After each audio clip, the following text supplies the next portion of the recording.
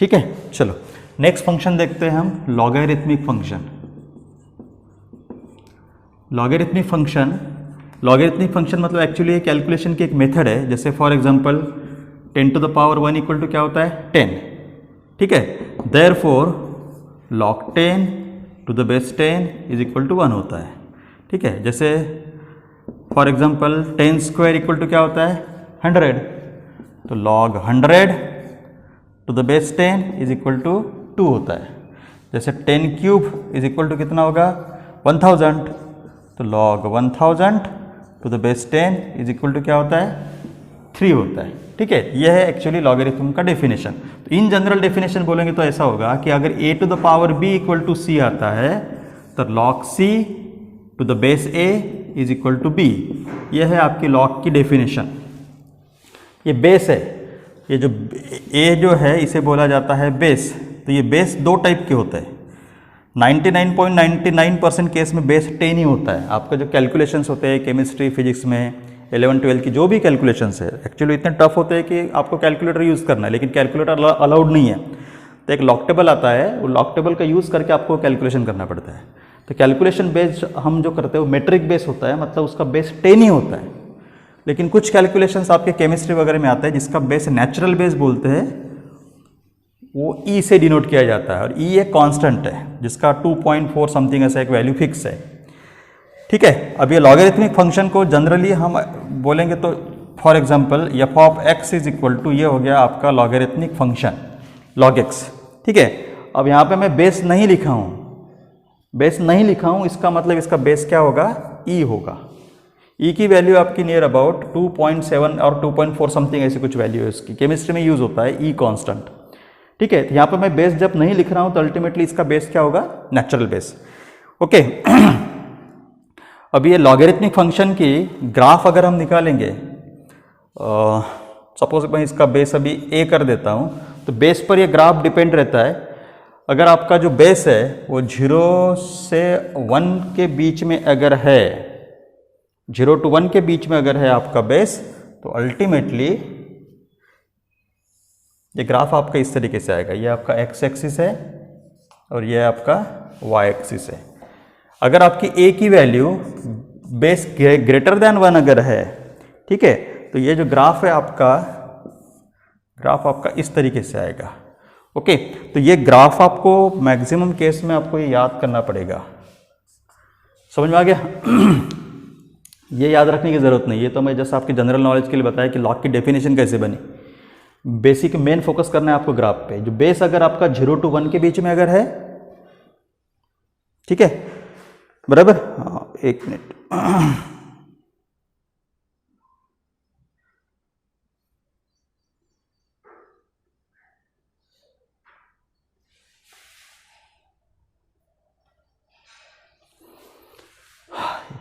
ए की वैल्यू आपकी 0 to 1 के बीच में है तो ग्राफ ऐसे आएगा, और ए की वैल्यू ग्रेटर देन 1 है तो ग्राफ आपका इस तरीके से आएगा, ठीक है। इसमें कुछ प्रॉब्लम है तो आप पहले मुझे बताओ। लॉगरिथमिक फंक्शंस के डिफरेंट रूल्स एंड रेगुलेशंस है, उसके 3 इंपॉर्टेंट रूल्स है, वो मैं आपको बता देता हूँ। सबसे पहले एक चीज़ ध्यान में रखिए कि लॉगरिथम फंक्शन जो है आपका, इसका यूटिलाइजेशन किसके लिए है। This logarithmic function is use for multiplication purpose, दूसरा है डिवीजन पर्पस, और तीसरा जो पावर वाले प्रॉब्लम होते हैं, पावर वाले जैसे अंडर रूट है, क्यूब रूट है, इस टाइप के जो प्रॉब्लम होते हैं उसके कैलकुलेशन सिंप्लीफाई करने के लिए लॉग और एंटी लॉग इनका यूज़ करके हम कैलकुलेशंस करते हैं। तो इसकी जो प्रॉपर्टीज़ है, प्रॉपर्टीज़ बोलो या फिर अलजेब्रा बोलो, what ever it may be, properties तो बहुत सारे रूल्स है, लेकिन बेसिक में आपको एक 3 से 4 रूल बता रहा हूँ। सबसे पहला, log a इंटू बी अगर इस तरीके का कुछ है तो आप इसको सिंप्लीफाई कर सकते हैं log a plus log b। मतलब यह है कि मल्टीप्लिकेशन को कन्वर्ट हो जाता है एडिशन में, और एडिशन सिंपल होता है। एडिशन के लिए लॉग का रूल नहीं है। मतलब अगर आप बोल रहे होंगे कि sir log a plus B is equal to log a plus log b, तो this is wrong, this is wrong, this is not a rule of logarithm. तो log में मल्टीप्लिकेशन कन्वर्ट हो जाता है एडिशन में। दूसरा, log में division convert हो जाता है सब्ट्रैक्शन में, log a minus log b। तीसरा, log में a to the power b, power आगे आ जाता है b इंटू लॉग ए, ठीक है। चौथा रूल होता है लॉग का, जैसे लॉग ए अपॉन बेस और जिसका लॉग देख रहे हैं वो अगर सेम है तो आंसर 1 आता है, ठीक है। पांचवा रूल है आपका लॉग का बेस अगर आपको चेंज करना है, जैसा बेस अभी बी है, आपको बी नहीं सी चाहिए, तो इसका एक रूल है, इसमें से आप सिर्फ 3 ही चीज ध्यान में रखो, ठीक है। तो log A to the base C upon log B to the base C. एक एग्जांपल दे देता हूँ आपको। फॉर एग्जांपल एक प्रॉब्लम है, suppose 20/5।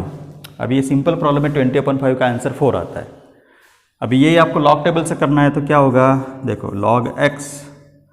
Log x is equal to taking log of both side, तो ये log 20/5, तो ये होगा आपका log 20 डिवीजन है तो माइनस log 5, ठीक है। ये लग गया लॉग का रूल। तो इस तरीके से डिवीजन का प्रॉब्लम कन्वर्ट हो जाएगा सब्ट्रैक्शन के प्रॉब्लम में। फिर लॉग टेबल का यूज़ करके log 20 निकालो, log 5 निकालो, दोनों का सब्ट्रैक्शन करो, जो भी सब्ट्रैक्शन का फाइनल आंसर आएगा उसका एंटी लॉग लो, तो आपका आंसर आ जाएगा, ठीक है। फाइनल आंसर एंटी लॉग आने के बाद, लॉग का आंसर फाइनल नहीं होता है, लॉग एंटी लॉग मिलके फाइनल आंसर आता है, गॉट इट, ठीक है।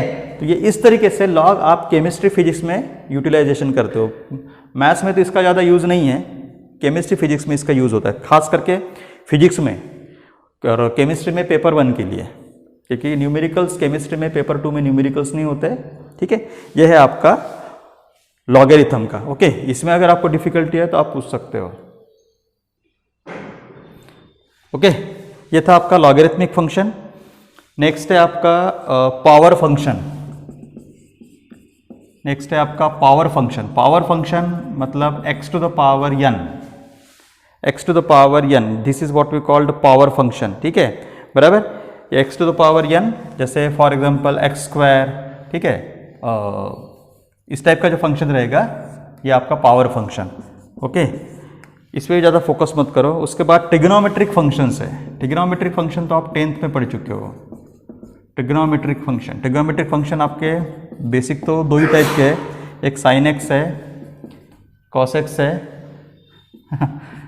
ठीक है, tan x है, sin का रेसिप्रोकल, cosec x है, cos का रेसिप्रोकल, sec x है, tan का रेसिप्रोकल, cot x है। ये ट्रिग्नोमेट्रिक फंक्शंस हो गए।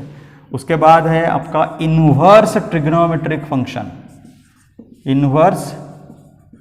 Inverse trigonometric function. Inverse trigonometric function इसके उल्टा, जैसे sign inverse x, cos inverse x, ये भी 6 टाइप के इन्वर्स ट्रिग्नोमेट्रिक फंक्शंस आपके सिलेबस में है। तो इसका डोमेन क्या है, रेंज क्या है, ठीक है, इतना डिटेल में इस चैप्टर में पढ़ने की जरूरत नहीं, क्योंकि ट्रिग्नोमेट्रिक फंक्शन आपका एक सेपरेट चैप्टर ही है। तो उस चैप्टर में ये पूरा हम डिटेलिंग लेंगे, तो ये बार बार ओवरलैप होने की जरूरत नहीं है। इसमें ये पूरे प्रॉब्लम्स आपके रिपीट हो जाएंगे। उसके बाद सबसे इंपॉर्टेंट जिस पे क्वेश्चन आपको एग्जाम में आते हैं वो है even function and odd function. ध्यान दो इधर। अभी इवन फंक्शन मतलब F of minus X is equal to minus F of X, इस फंक्शन को बोला जाता है इवन फंक्शन। मतलब x के जगह पे माइनस एक्स लेने के बाद आपका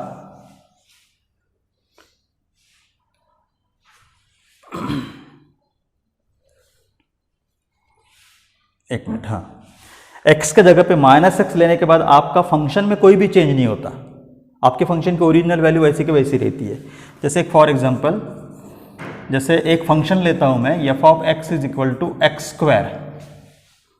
फंक्शन क्या है ओरिजिनल आपका, F of X equal to X square. अभी एक छोटा सा चेंज करेंगे हम। मैं क्या कर रहा हूँ, इस x के जगह पे माइनस एक्स कर रहा हूँ, इस x के जगह पे माइनस एक्स, तो ये होगा minus X square. Minus X square equal to क्या हुआ, एक्स स्क्वायर।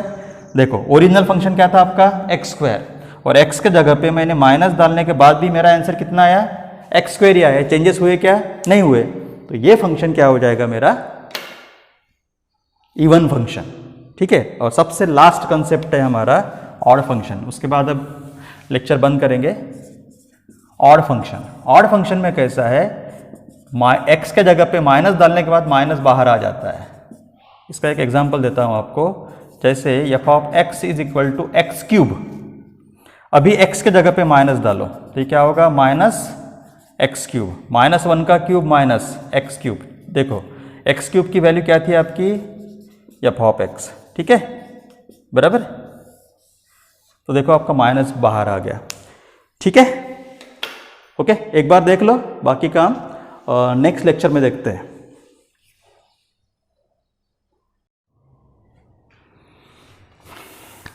हेलो दोस्तों, मैं हूं डॉक्टर चंद्रकांत और आप देख रहे हैं Elite Academy YouTube channel and I once again welcome you on the lecture number 2 of chapter function, ठीक है। सबसे इंपॉर्टेंट चैप्टर है आपका जेडब्ल्यू के लिए, this is lecture number 2।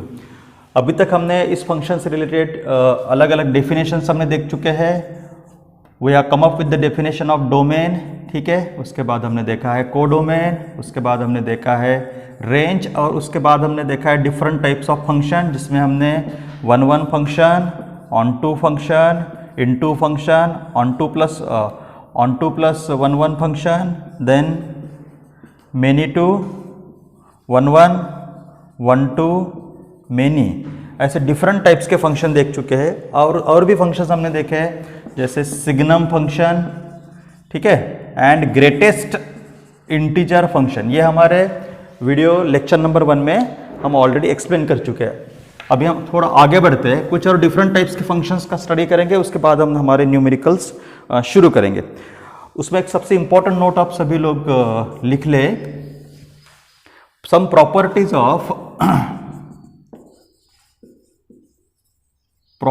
Of greatest integer function,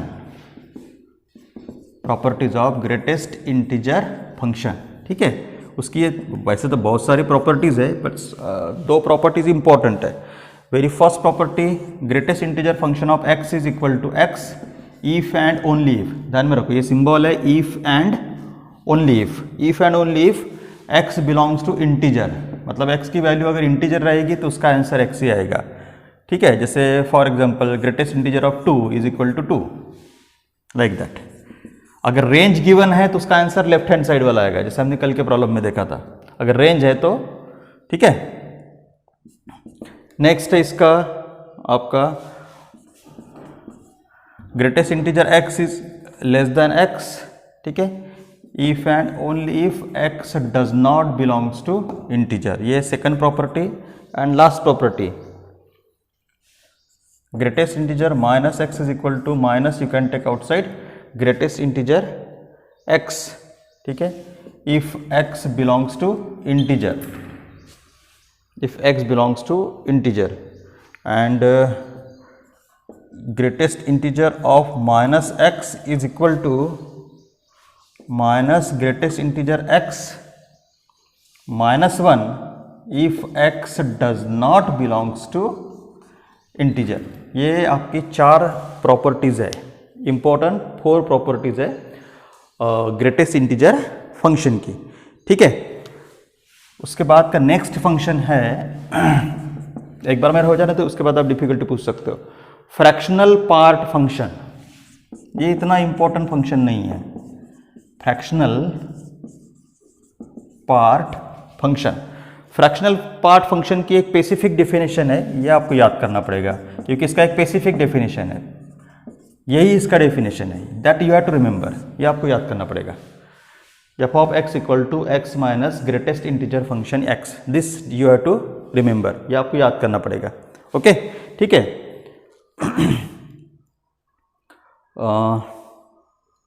उसके बाद है आपका reciprocal function. Reciprocal function, reciprocal function आप सबको पता है, reciprocal function is given by 1/x, this is what we call reciprocal function. Reciprocal function के जो ग्राफ रहेंगे जनरली ऐसा आता है या फिर ऐसा आता है, ऐसा आएगा या फिर ऐसा आएगा, ठीक है। रेसिप्रोकल फंक्शन में वैल्यू कैसे कम कम होती जाती है, जैसे यहाँ पे देखो आप x की वैल्यू 1 करोगे तो कितना आंसर आएगा 1/1, मतलब 1। x की वैल्यू 10 हो जाएगी तो कितना आंसर आएगा 0.1, होगी वैल्यू कम। 1/100 करोगे तो कितना आंसर आएगा 0.01, और कम हो गए, ठीक है ना। तो रेसिप्रोकल फंक्शन में इस तरीके से आपकी वैल्यू कम होती है, ओके। नेक्स्ट है हमारा एक्सपोनेंशियल फंक्शन। ये लास्ट, उसके बाद आप डिफिकल्टी पूछ सकते हो। एक्सपोनेंशियल फंक्शन, एक्सपोनेंशियल फंक्शन का भी एक पर्टिकुलर फिक्स फॉर्मेट है, constant to the power variable, A belongs to real number, ये उसका स्पेसिफिक डेफिनेशन है। Constant to the power A greater than zero, sorry A greater than zero, constant to the power variable, ये उसका definition है। जैसे for example 2 to the power x, ठीक है, 3 to the power x, e to the power x, e भी constant है, e की value fix होती है, केमिस्ट्री का कांस्टेंट है ये 2.703 ऐसा कुछ इसका वैल्यू होता है, ठीक है, बराबर। यह है आपका एक्सपोनेंशियल फंक्शन। एक्सपोनेंशियल फंक्शन का जो ग्राफ है आपका, इट में बी पॉसिबली लाइक दैट कि इस तरीके से होता है, एक इस तरीके का ग्राफ आएगा या फिर इस तरीके का ग्राफ आएगा, दो में से एक, ठीक है, बराबर। चलो एक बार देख लो।